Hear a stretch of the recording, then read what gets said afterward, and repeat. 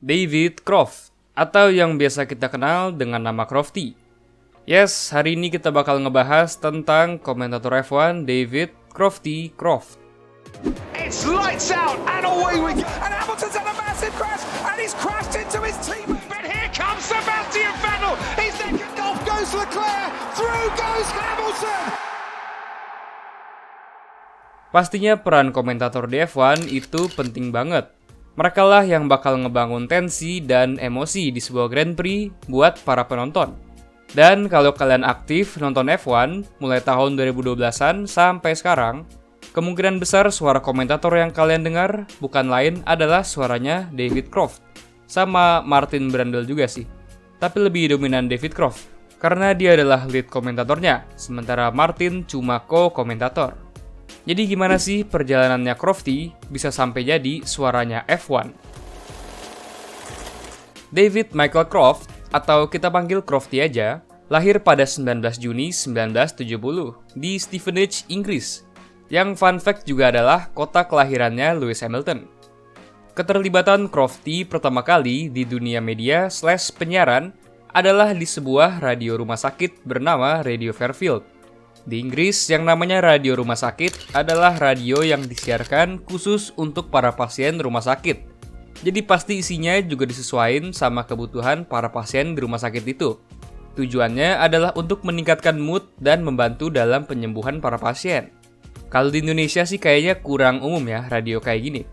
Anyway, setelah jadi penyiar di Radio Fairfield, Crofty melanjutkan karirnya di dunia media dengan bekerja di radio lokalnya BBC 3 County Radio. Pertama sebagai wartawan olahraga, dan kemudian sebagai editor olahraganya.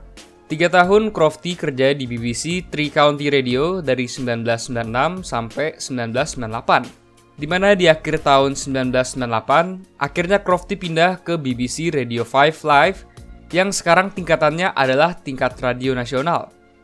Di sana dia bekerja sebagai penyiar radio dan sempat meliputi acara besar seperti FIFA World Cup 2002, Summer Olympic 2004 di Athens, dan acara Saturday Sport on 5 pada 2004 dan 2005. Tapi yang penting selama bekerja di sini, dia juga dipercayai sama BBC Radio 5 Live untuk jadi komentator radio untuk F1 mulai dari 2006. Di sana dia juga kerja bersama beberapa nama yang mungkin kalian juga udah sering denger ya, kayak Anthony Davidson, Natalie Pinkham, dan Ted Kravitz. Yap, mereka semua kerja di sana bareng Crofty di BBC Radio 5 Live untuk segmen Formula One-nya. Jadi mulai dari sesi-sesi praktis, kualifikasi, sampai Grand Prix-nya, mereka bakal liput semua. Emang saking besarnya ketertarikan orang Inggris ke F1 kali ya, sampai di radio pun juga ada liputan untuk setiap sesi. Dan ini jadi pekerjaannya Crofty dari 2006 sampai 2011.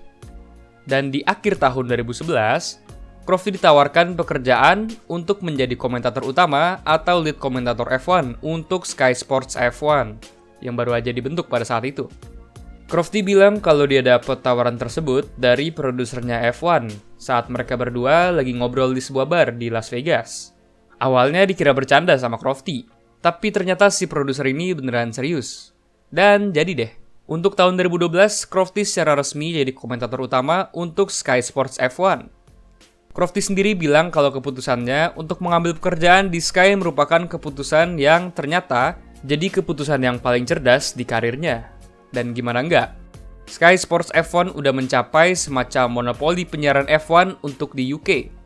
Pemegang hak penyiaran eksklusif yang sebelumnya dipegang sama ITV dan kemudian BBC, sekarang dipegang oleh Sky. Jadi intinya satu-satunya media yang bisa menyiarkan F1 sepanjang satu musim penuh di UK cumalah Sky. Sementara BBC hanya dapat menyiarkan setengah dari kalender F1. Dan itu pun cuma sampai 2015 saja. Nggak cuma itu, karena Sky juga menjual siaran plus komentar mereka ke media luar, kayak misalnya Champions TV dan ESPN.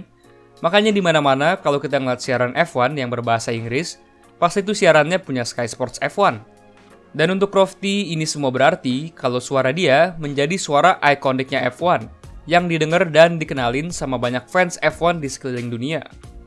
Per November 2022, Sky Sports F1 masih punya hak penyiaran eksklusif untuk F1 sampai akhir musim 2029. Jadi selama dia nggak dipecat sih, mestinya kita masih akan dengar suaranya Crofty sebagai suaranya F1 sampai akhir 2029. Nah, sekarang apa pendapat kalian tentang Crofty? Kalau buat gue pribadi sih, gue oke-oke aja sama Crofty. Buat gue dia bisa banget untuk ngebangun suasana. Dia tuh jago banget, kayak tone-nya pas di kejadian-kejadian besar, terutama di lap pertama yang pastinya bakal banyak aksi, itu dia dapat banget gitu.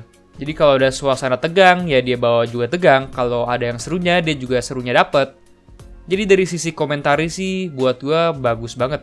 Walaupun dari sisi teknikal masih sedikit kurang ya mungkin. Karena emang Crofty nggak dateng dari latar belakang motorsport. Cuma ya nggak apa-apa, menurut gue karena di komentari boxnya juga ada Martin Brundle.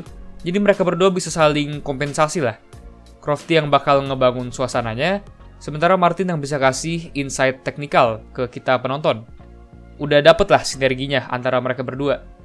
Dan siapa sih fans F1 sekarang yang nggak tahu ungkapan "It's lights out and away we go" yang udah jadi trademarknya Crofty yang dia pakai di awal balapan. Sekarang gue pengen tanya kalian, momen paling berkesan apa sih yang kalian inget dari Crofty selama karirnya jadi komentator F1? Gue pengen tahu, jadi kalian bisa kasih tahu gue di kolom komentar di bawah. Sekian dan terima kasih.